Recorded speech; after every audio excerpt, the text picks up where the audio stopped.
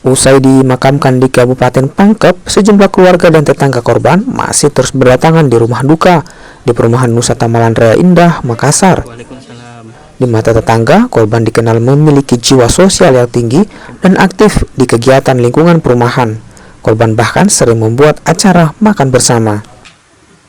Sangat baik, Pak. Pokoknya dia itu selama kita kenal dia tidak pernah bilang ini mau itu. Pokoknya dia semua, kalau kita bikin acara dia semua tidak pernah hitung-hitungan mau ini.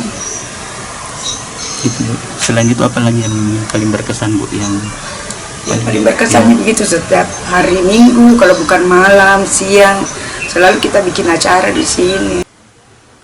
Kepergian Rudi S. Gani menyisakan pilu bagi Mariam, istri korban. Suaminya justru meregang nyawa di hadapannya saat tengah bersantap bersama keluarga.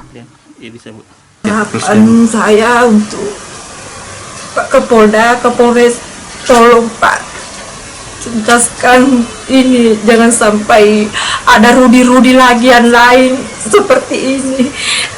Cukup suami saya jadi korban. Saya tidak menuduh siapa-siapa, tapi cukup suami saya jadi korban begini. Kami tidak tahu apa salah suami saya. Gue mohon Kapolda tolong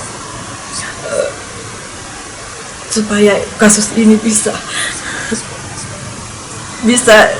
terungkap secepatnya. Keluarga korban berharap kasus ini diusut tuntas dan pelaku segera ditangkap.